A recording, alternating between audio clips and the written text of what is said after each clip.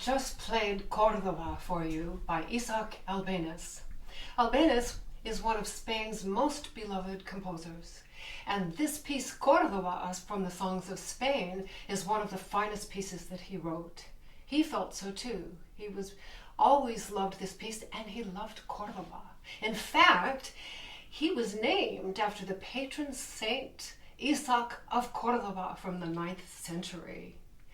So strongly did he feel about the ambience of Cordoba, the ancient city, that he selected a poem and put it at the beginning of this piece. And I'd like to read that to you now, first in Spanish and then in English. En el silencio de la noche, que interrumpe el susurro de las brisas aromadas por las jazmines, suenan las guslas acompañando las serenatas y difundiendo en el aire melodías ardientes y notas tan dulces como los balanceos de las palmas en los altos cielos. In the still of the night, interrupted by the whispering jasmine-scented breeze, the guslas sound while accompanying serenades and send vibrant melodies into the skies and notes in celestial heights as sweet as the swaying of the palms. Now there's a lot of imagery in here, isn't there? The guslas, by the way, is an ancient Moorish guitar, and you will hear a lot of references to that in the piece too. I don't know that you'll hear the jasmine, but you can get the feeling of the sweet intoxication of the harmonies that he uses. The serenades you will definitely hear, the guitars you will definitely hear. And the first thing you're going to hear is the tolling of a church bell in the distance. This is how the piece starts, with the single open fifth.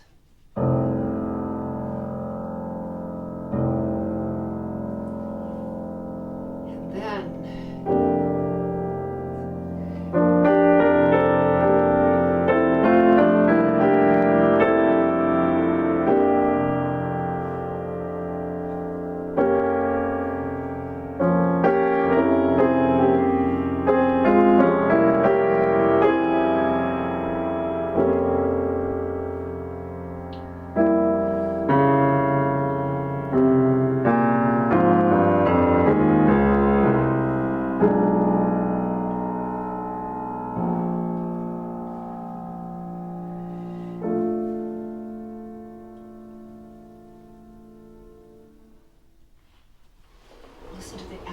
of that.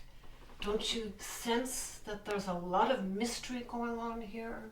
This is very complex. This is also very inward and very spiritual. This first section of the piece is all a prayer, and it is based on music from the 1400s, 1500s, called the Foubourdon harmonization.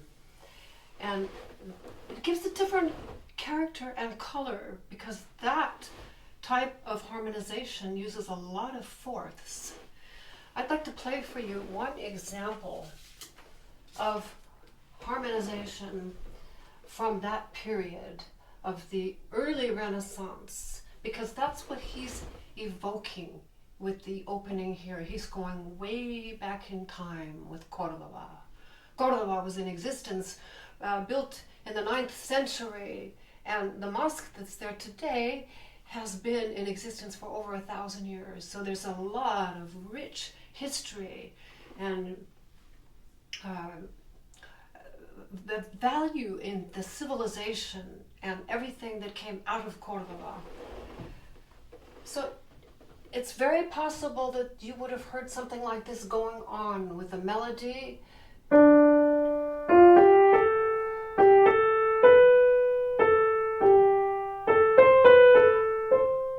This is also modal. In this time period, the modes and this Foubourdon harmony are what he's putting into our opening lines. And along with that melody of the cantus firmus, or the plain song, comes a perfect fourth below. And I'm playing this because that's what Albéniz is replicating in these opening phrases. So listen to what perfect fourths sound like, parallel fourths under the melody.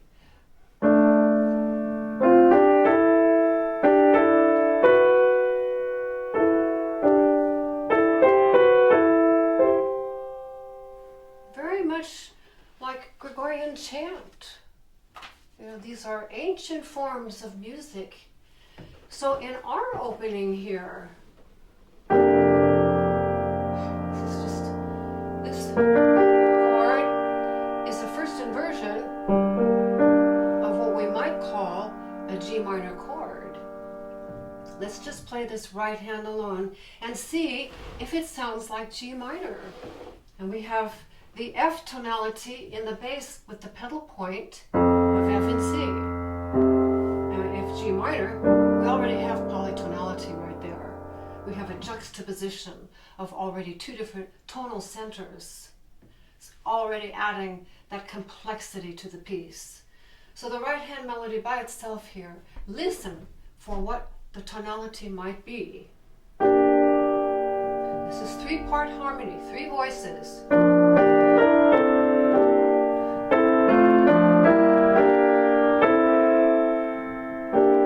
Does not sound at all like G minor to my ears.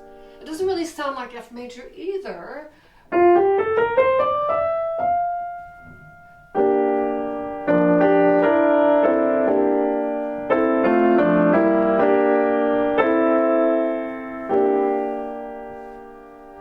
What it is, in fact, is a mode. It's the G Dorian mode. And that sounds like this. These are the pitches. G, A, B flat, C, D, E, F, G. And then on the repetition, he lowers the A flat and the D flat, and listen to this 8-measure phrase. What does that do to you? From here to here. It gets darker. It gets more inward. Maybe a little sad. That chord.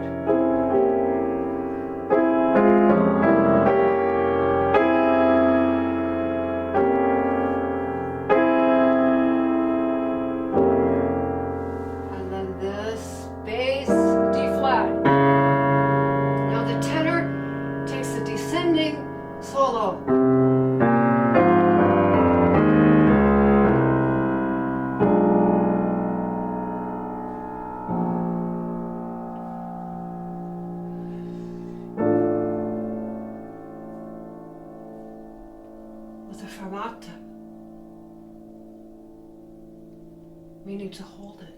This whole thing is spreading and separating and bringing you to a precipice of what?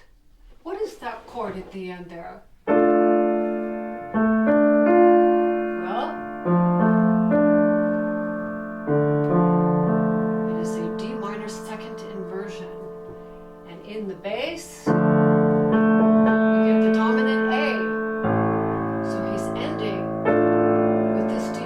We started with the F open fifth, and we end here.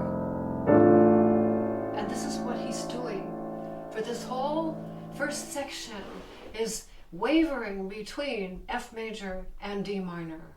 And which is it going to be? Let's go on. Measure 30. And now the prayer begins. And listen to the fourths. I'll play it as written, and then we'll take these parts alone so we can more clearly hear the beauty of each separate line. Now this is first a 2-measure phrase. Phrasing is very interesting in this piece. In 3/4 time. 1, 2, 3, 1, 2, 3. Now 2 little phrases.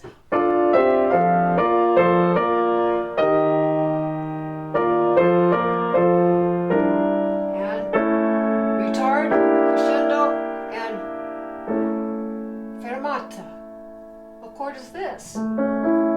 It's A major. That could be the dominant of, it is the dominant of D minor. It's like an Amen, isn't it? And then he takes it up. The next A major repetition phrase, not a repetition because it's different, answers that question to this chord. Do you hear the difference? The openness of the F major.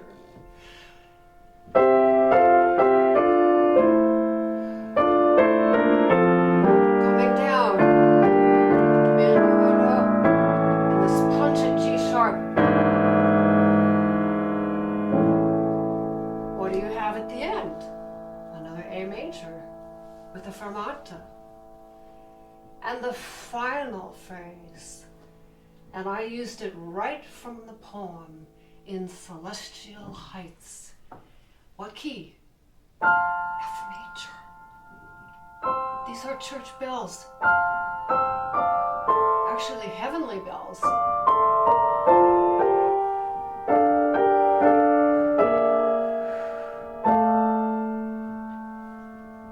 And off.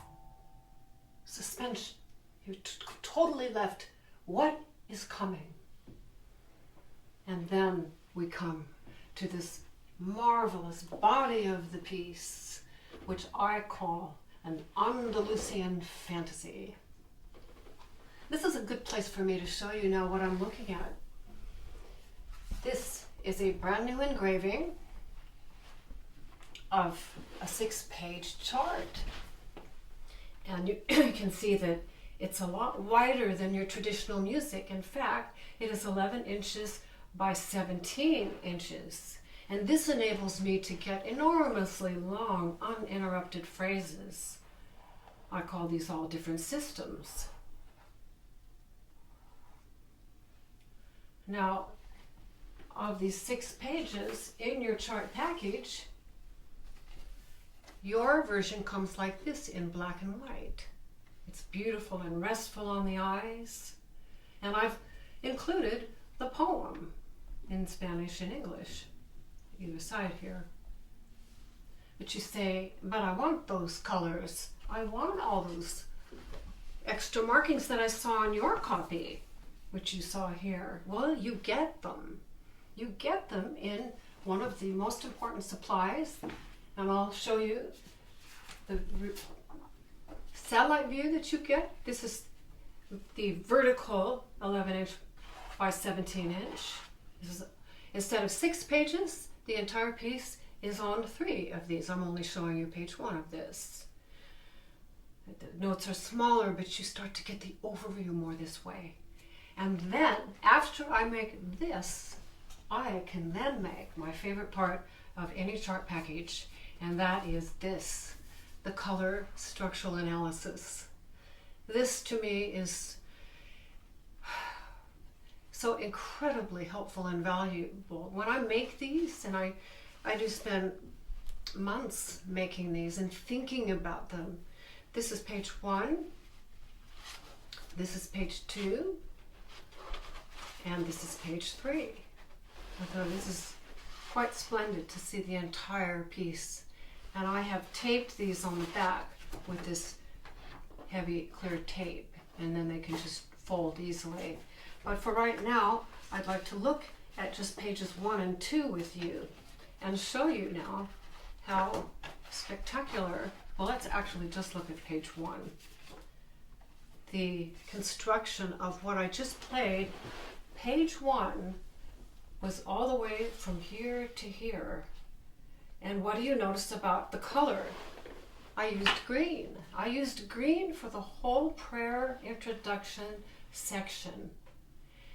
And then I used these little tiny green stars for the In Celestial Heights 7-measure phrase in the key of F major. And then comes our page 2 with the introduction to the Andalusian fantasy. And that is in blue. It's D minor, and it goes quite a ways.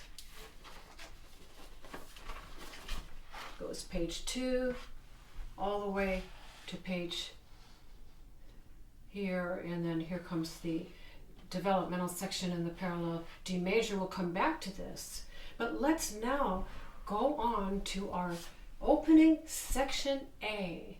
This whole green box to me is a spiritual introduction, setting the mood of deep reverie and the antiquity of a beloved city in Albéniz's heart. He really was fascinated. He had a deep romantic attraction and pull for this city, and this is what this piece is about for him. This is a very, very deep piece. So going now to how the piece really starts to unfold with the introduction. I call this the introductory material. This is measure 53, and it starts like this. It repeats.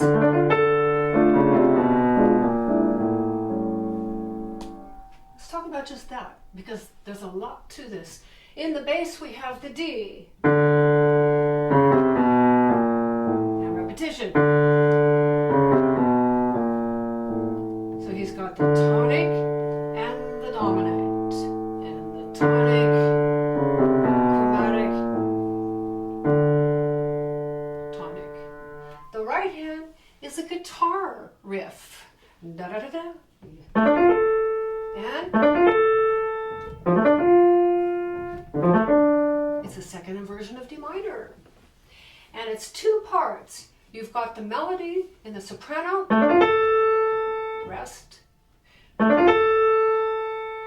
then you have a third part of these punctuated offbeat chords, like this.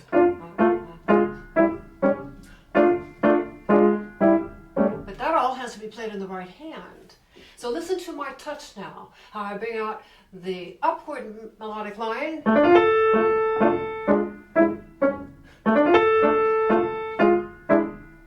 And that last one, I use the thumb for the two white keys. That's a really good fingering technique for white keys that are right next to each other. So it's be pretty, fits the hand nicely.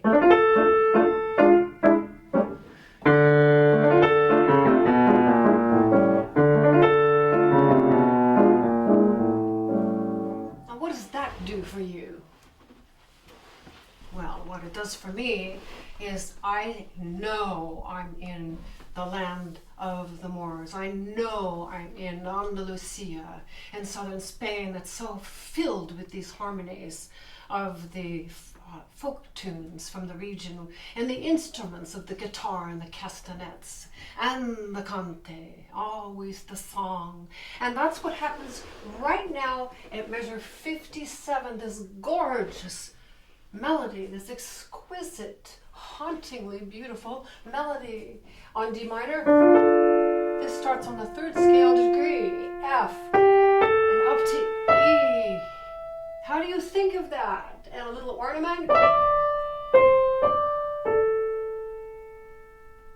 And then the bass answers. And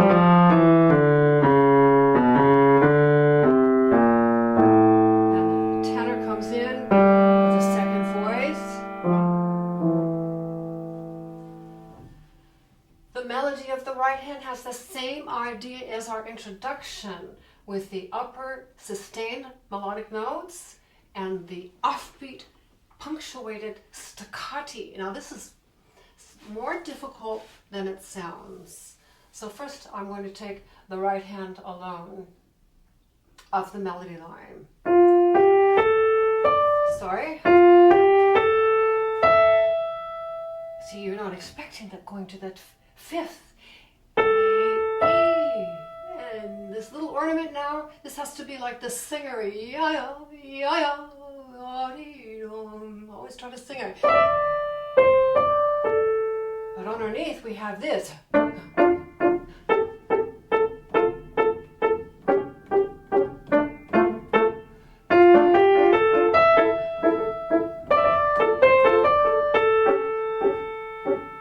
And then the bass here is the gusla.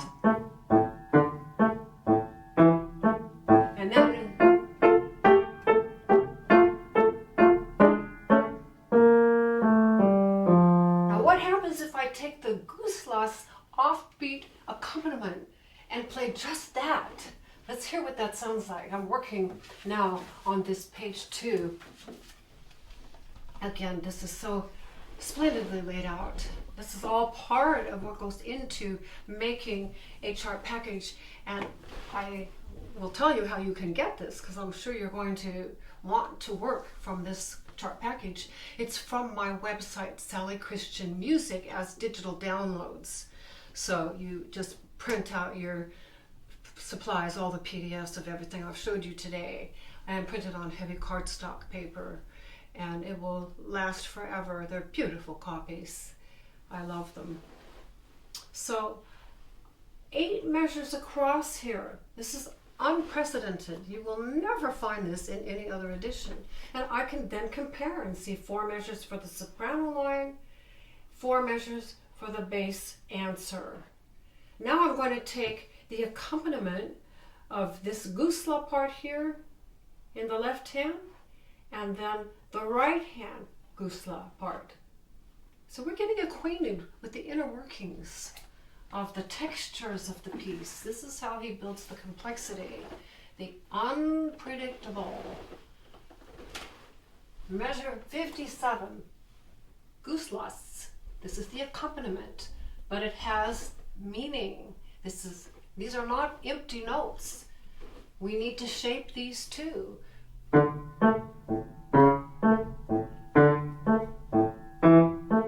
And what you heard is this melodic outline. And the right hand continues the idea.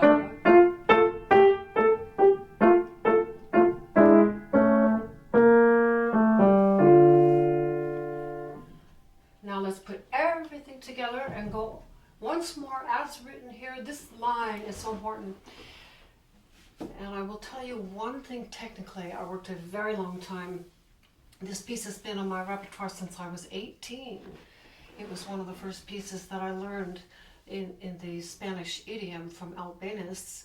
El Albaicin I learned right around the same time too, from the Iberia. So we want to play, to get the legato line of the upper line. This, I do want to show you this. I say this in every teaching video because it is so important. And I notice a lot of students are not aware of this.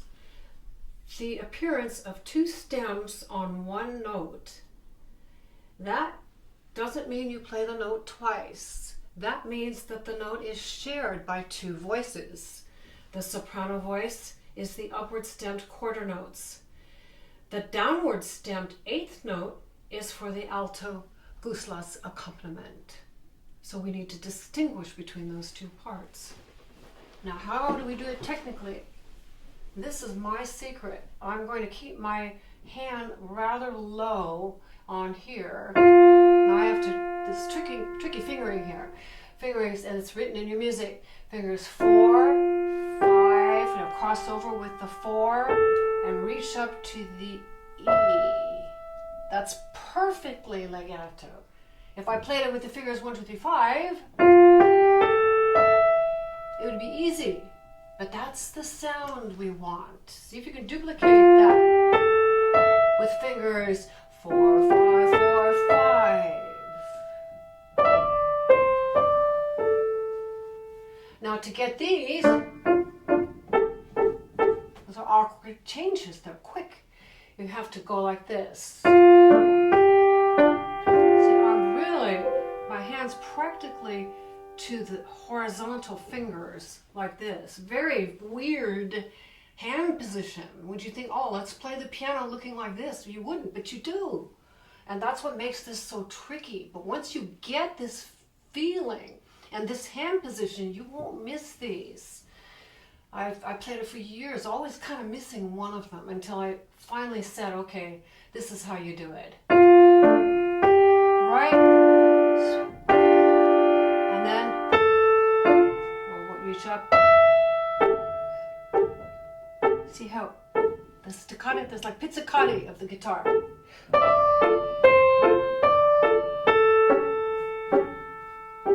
On the left.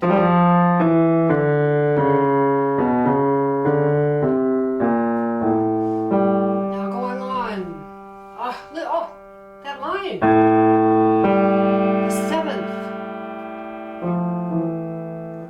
that's a separate voice. The bass goes, and the tenor comes in. 1, 2, 3. And over that, how gorgeous is that? And the C sharp of the soprano gives the final punctuation of the bitterness of it. But it's not angry. I was exaggerating that with the touch. He has a little sforzando marcato on the C sharp because he wants your ear to go to the D.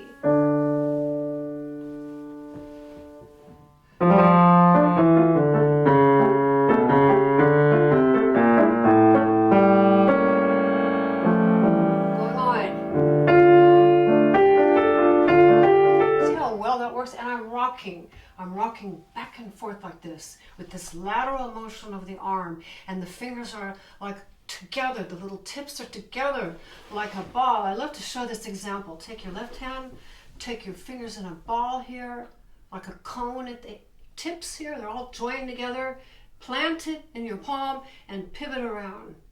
And that's kind of the feel, but you're going to rock like this with the elbow, pull, pull, pull. It's a good way to get this. See how complicated piano playing can be. But that's what we have to do here.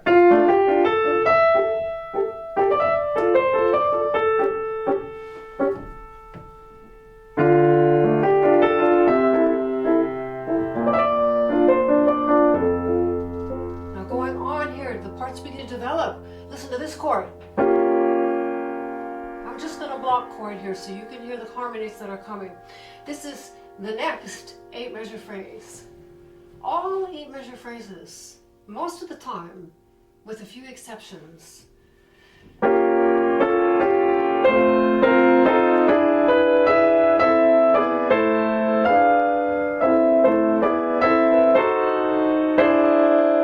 gorgeous chord, saves it for the end.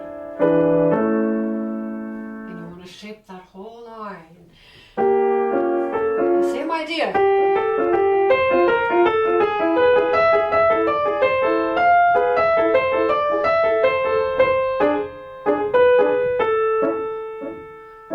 Bass. Very good.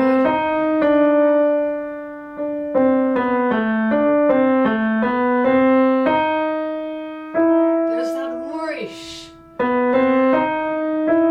And ending A major. All together now.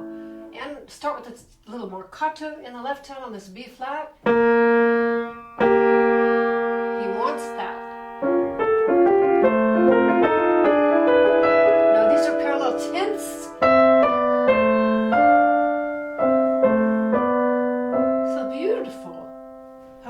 Opens us up between the bass and the soprano. I love this moment in the piece.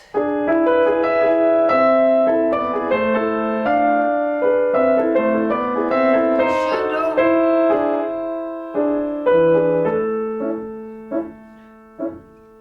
Gorgeous. Everything at that pop, pop, pop, pop, pop, pop. Now for page 3, we get a duet for soprano and tenor in octaves. First time like this. The part is doubled. The cante is now doubled. And now a little higher this time, up to F.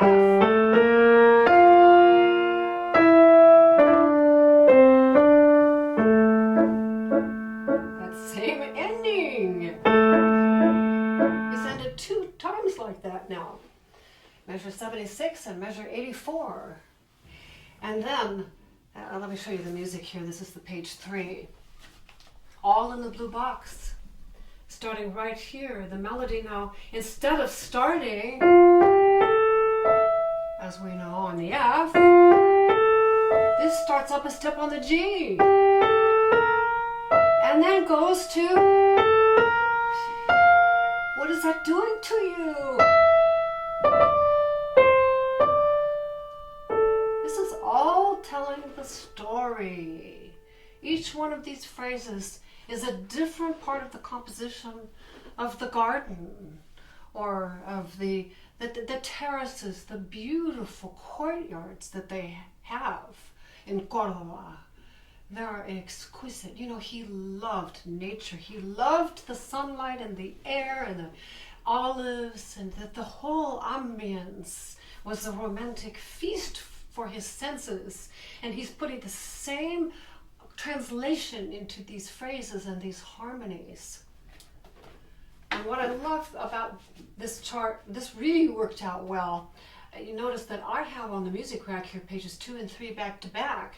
This is all the blue section A of the Moorish fantasy, because I can see the whole thing without any page turns.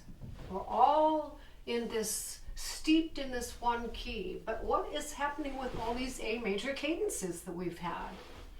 Let's play hands together now. Top of page 3, measure 77.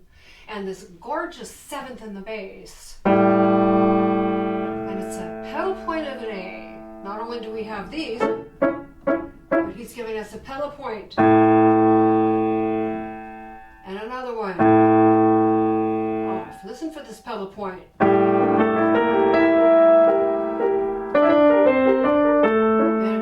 start.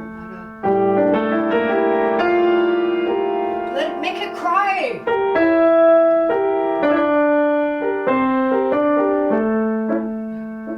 What's coming? Ah, a whole new idea now. Listen to this.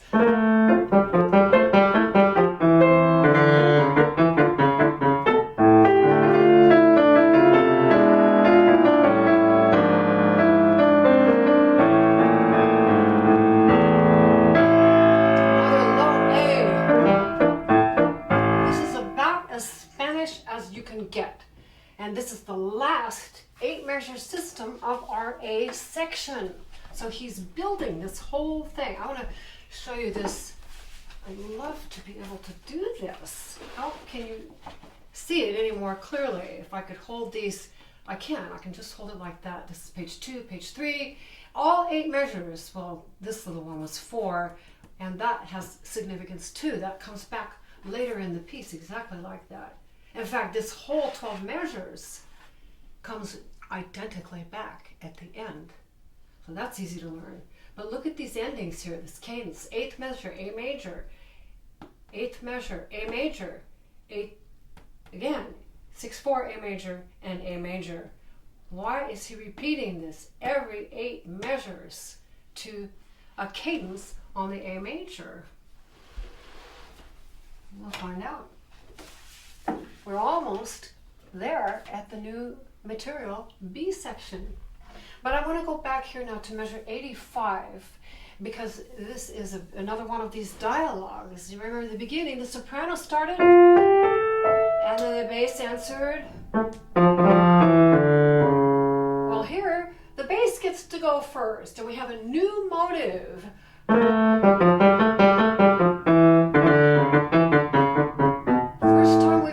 With all this staccato and that rhythm, and the soprano answers then.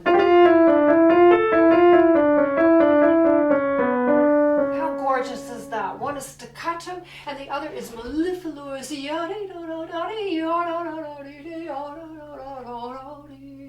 That sounds like it could be Arabian Nights. Do you see what I mean? The dialogue and the story is all woven into these textures and these dialogues. And again with the guslas and the...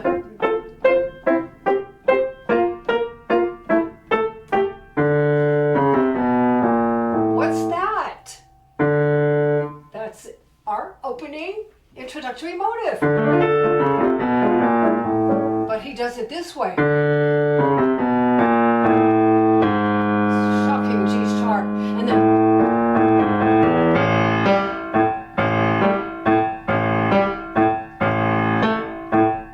this part here. This is an ostinato of these jumping low A's. It's difficult to do. 4 measures of it. Now we have to jump up to G. That's almost 2 octaves. So eyeball that G. It has a marcato. A little V means a sharp staccato. He wants that second beat. 1, 2, 3. 1, 2, 3, 1, 2, 3. Feel the energy. If you were a dancer, wouldn't you be springing up on your feet at that point? You would be. And then to the A, and then the surprise F major.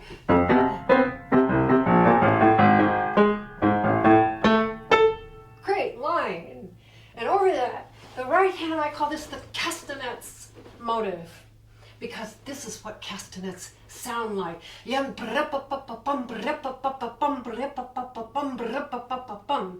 used to be able to play them, and I'm just heartsick that I can't anymore, because I would have loved to bring them out and to show you my years as an accompanist to a Spanish dance troupe in my 20s. I was steeped in these things with the dancers, their steps and the castanets and the guitar strumming and the cantes of the singers. I know this language, even though I'm not Spanish. I've got an immersion program with years of working with this dance troupe, and then later taking Spanish dance lessons for 3 years. So I feel comfortable calling this the castanets motive, and this is what it sounds like. Oh, well, you need the 2 hands to get the rhythm. Slowly, because it's...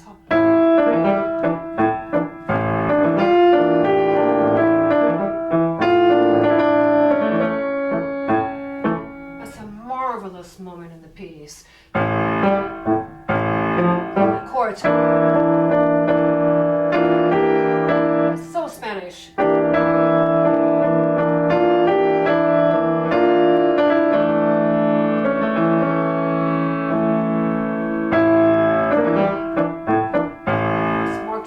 To here. And I stand on the thumb like that and physically jump off of that key. Now,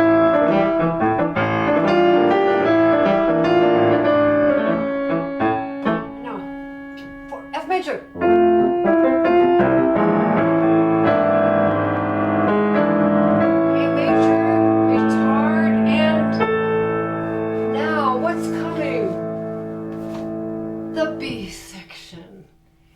To the parallel D major, and I call this the impassioned serenade. And look what we have on page 4. More new colors. We get the pink box for the B section. 8 measures, 8 measures, 8 measures, 8 measures. So we can learn these 8 measures at a time and hear them as all different stanzas of the poem, of the story. So we can shape each one of these 8 measure phrases to get the character. And here we are now with these impassioned serenades. I can kind of get the jasmine sense here that he was talking about. Let's get the right hand alone first.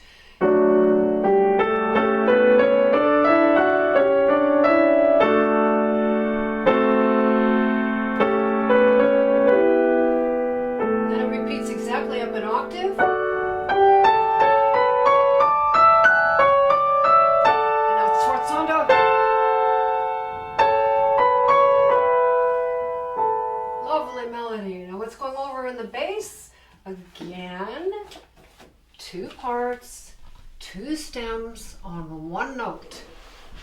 So the music sounds pretty simple, these things with a lot of repetition.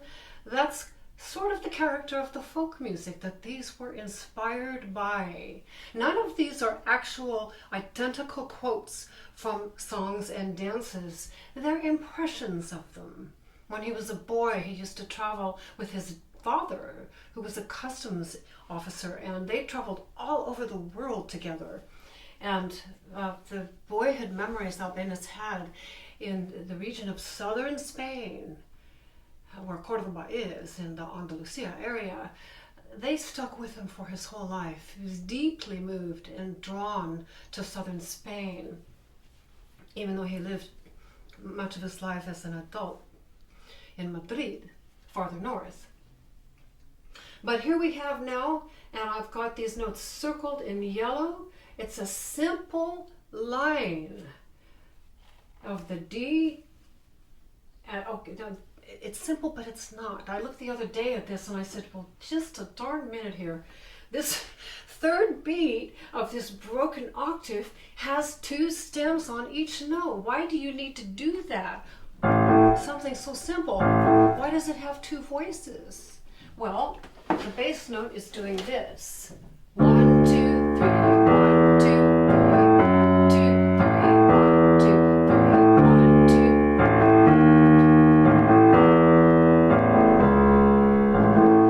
The tenor is doing this.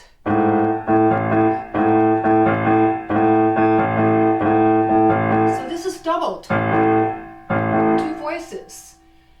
Now you may not hear the difference as a performer and as a listener in the audience, but the person playing will project that. They know, they can see in their mind that these are 2 voices. These are 2 parts, 2 instruments. So now when we play it, this third beat, rocking octave, and always on which pitch? The A, which we've had in abundance already. But then he changes it. No, he doesn't. Excuse me. He keeps that same broken A octave. How many times? 8 times 2? 16 measures. That's a lot of repetition. So how do you make it beautiful? How do you make this section hang together? Well, when we put it all together, if you think of the long, singing, buoyant, impassioned line, the serenades, the vibrant serenades, that's what this is here. Impassioned serenade. So I like to start a little more quietly here.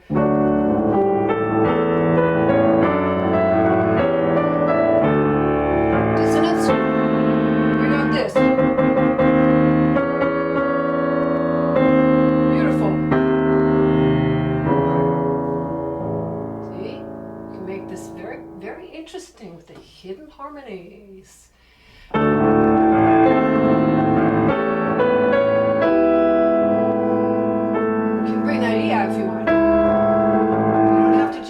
Melody. The octave, exact repetition for the next 8 measures, just the right hand is an octave higher.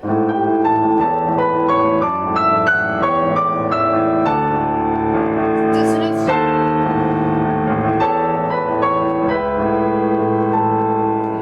With no warning, more castanets, a light touch, piano, articulated, and then guess what? You get to do these jumps again. Instead of this we had before, this time we have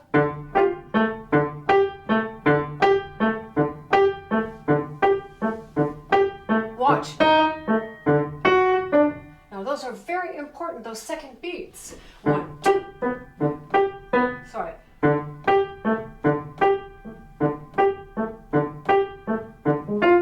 There's 6 of these. 2, 3, 4, 5, 6.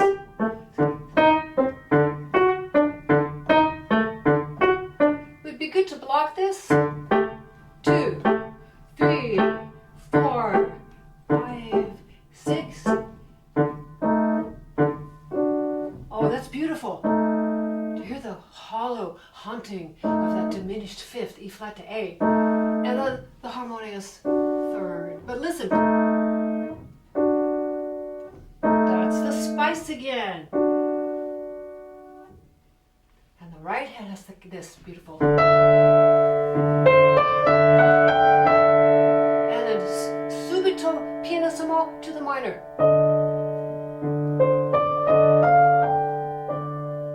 That's beautiful by itself too. And if we put everything together, 4 measures of piano, 4 measures of pianissimo, castanets. Technically now, this is, you kick off on the key. You strike with the tip and kick it. See, I have my fingers go like this. Diddle it, diddle it. Could I really hear castanets here. This is hard to do.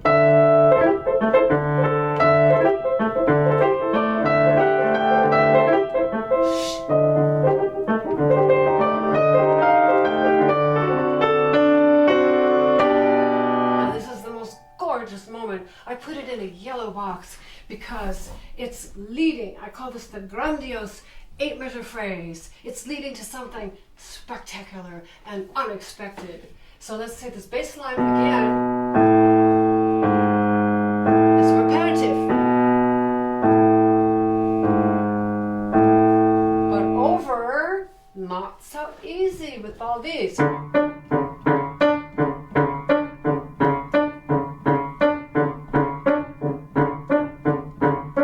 Same thing for 8 measures. Put it together.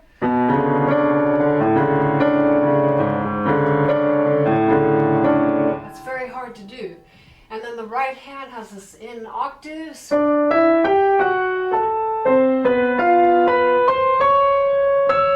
Tenth.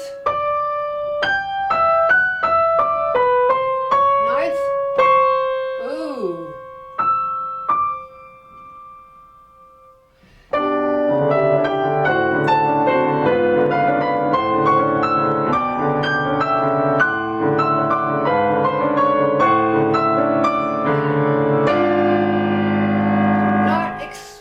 This explosion on the top of page 5, measure 133. Look at the music, what I've done here. I've put it in a very bold, deep pink color. It's 8 measures of a strumming, passionate guitar, gusla strumming. This looks like a tremolo. It's the guitar doing this. And the other voices, there's a horn in the middle on this F. 4 times and down an octave, and this key point, what is that doing? It's a call to something, and over that is this swirling over again.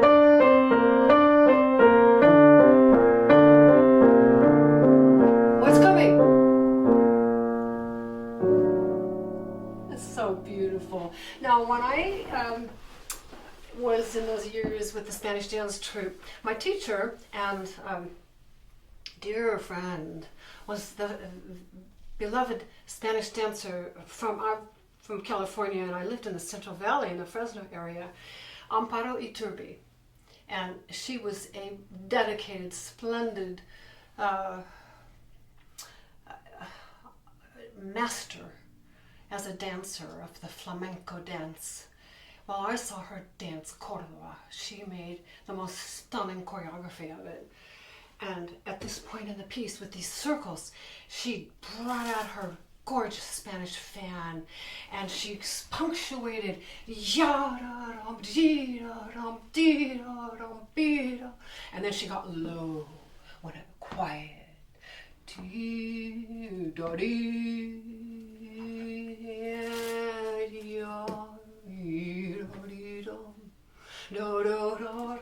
Okay, let's do this section now. Listen, watch this fan. What other emotions could you have on this? What did he have in mind? And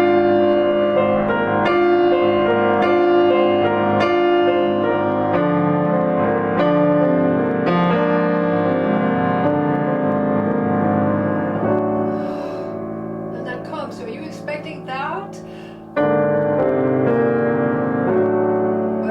Listen. Gorgeous. One last ascent.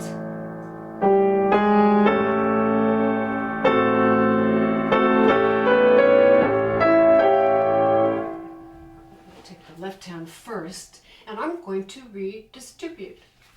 This is a very important part of the piece right here, because what's coming next is totally back to how the piece began with the prayer. So this is extremely dramatic here, and the storyline, the plot here is enormously interesting. So he's doing something enormously interesting with both hands. So this bass part, if I take as redistribution, I have now 2 marcatos. And before we've only had 1, 2, 3, 1, 2, 3. But now he gives us 1 and 2 and 3 and 1 and 2 and 3 and 1 and 2 and 3 and 2 and 3 and 1 and 2 and 3 and 1 and 3. But you have to play that all with one hand. So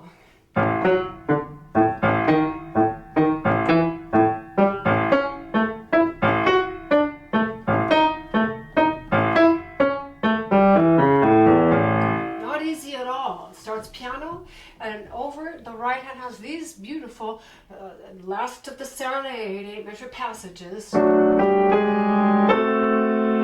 so pretty. And from the C natural comes the C sharp. Another phrase. C natural.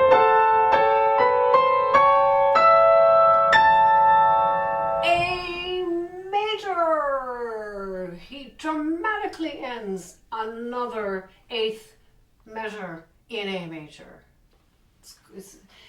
But it never sounds tedious. It's so imaginative. Let's put the hands together. This is measure 141 on page 5.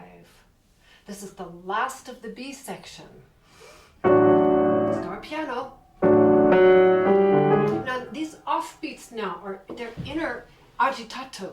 They're purposely throwing you physically off. When you play this, your body's just, it's like being ripped from side to side. There's a huge amount of centrifugal force going on in your body when you play this. For mine at least.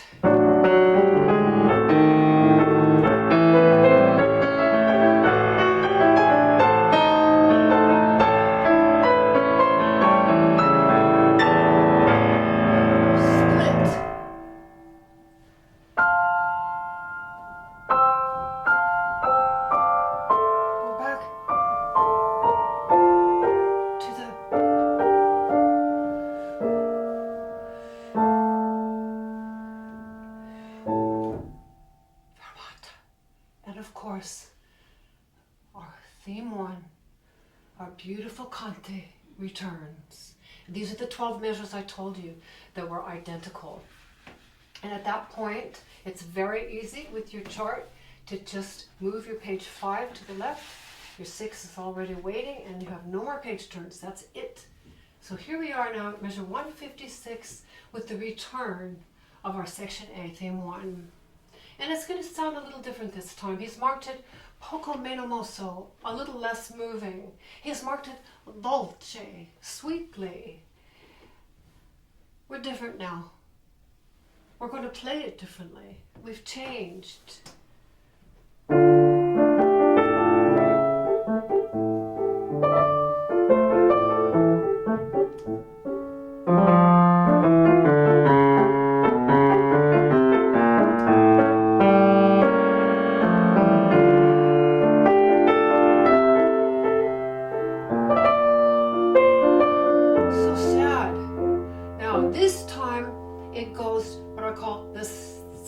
Last time into this. Oh, it's so sad. It's Mark Morendo, which means dying away. Listen to these chords as blocked. There's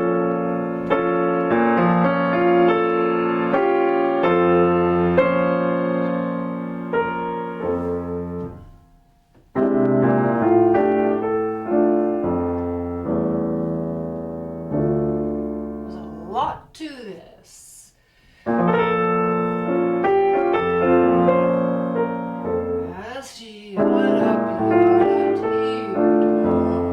Now tempo and pianissimo, scamper up your D minor inversions. We're at the coda now. I put it in an orange box. He's saying goodbye. He doesn't want to. I don't want to. So it almost brings tears to my eyes. It's so beautiful. Dolce.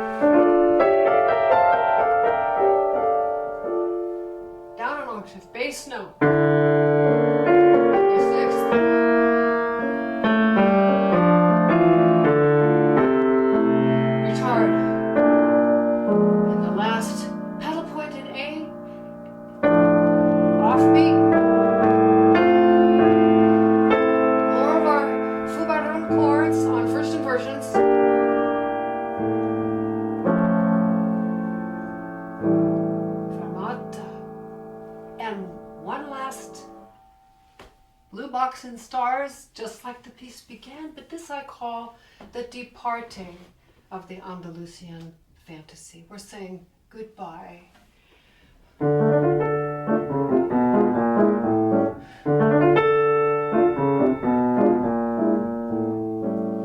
our beautiful garlands trailing off into the celestial skies.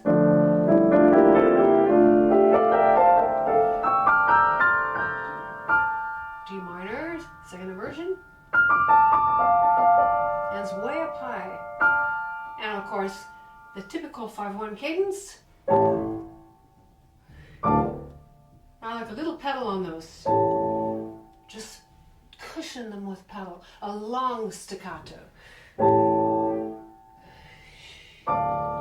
Very hard to control that. Oh, it's just amazing here. So I wanted to point out on these final bars here of these passages going up here, this is sort of a blend of thirds and fourths. So Albéniz is pulling together threads of the past with the Renaissance and late medieval type of writing with the modern day of the parallel thirds that is much more common in diatonic music. He's doing both of these. The right hand starts with the fourth. This has to be legato. See how I'm rocking? Quickly jump up and jump up again. The left hand, beautiful.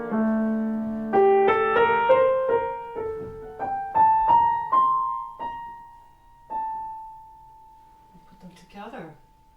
There are parallel fourths. This is between the alto, which goes like this, and the tenor goes like this. If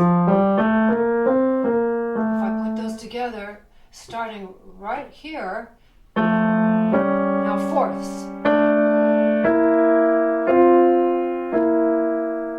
And that sounds just like that example that I played from the Renaissance period early in the lesson. That's why I did that, because he's referring to that here. He's going deep back into the past of this magnificent civilization from the 9th and 10th century of Cordoba. We've just finished this ending, and I'll tell you a little bit more about that.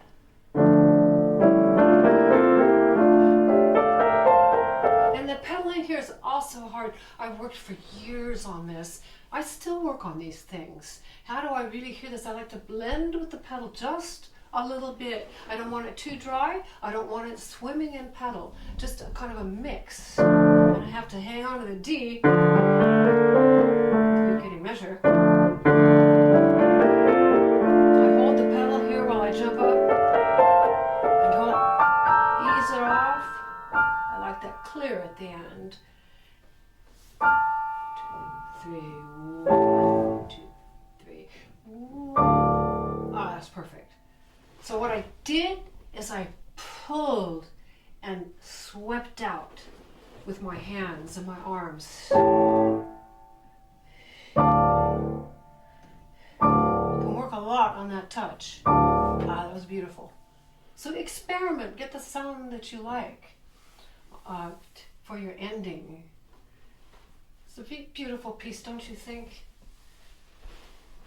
There isn't anything like it. I'm very familiar with Albéniz, and I play the Complete Iberia, which is, one of the greatest masterpieces. But these smaller form pieces from the songs of Spain and some from España are absolutely marvelous pieces too. And I will be teaching more of these in the future. I really encourage you to learn Cordoba, and when you're playing it, remember that he's weaving in a culture, a very magnificent culture of Cordoba from the Muslim era of the 9th, 10th, and 11th centuries. This society was called Al-Andalus, and it was so tolerant and cooperative. and incorporated three religions, the Jewish, the Christian, and the Muslims, and they all got along. They lived harmoniously. They ate the same food. They wore the same clothing. They worked peacefully. Their city was beautiful. It was right on a big river there in Cordoba. They had piped in water. They had paved streets and oil lamps at night. And everybody got along. So we have done this as a civilization, as a society. And here in the year of 2020, when everything is pulling apart, in radical ways with this coronavirus we're right in the middle of. 5 years from now, if you watch the video, you'll know what happened. But we don't know right now where this is all going. We're all in a state of suspense, worry, fear, total disagreement. There are opinions wildly differing about what's going on right now. We're in a very implosive time in our history and with the world. So let's keep in mind collectively, each individual holding the thoughts of a greater world of cooperation and consideration and respect. They had that in this culture of Cordoba, ancient Cordoba. We can have it again too. So hold that in your heart as you practice this gorgeous Cordoba. I hope this has been helpful for you, and I wish you well playing your Cordoba and going on your own magic carpet ride. Put your own ideas and images into this piece as you play it and transport yourself. Thank you.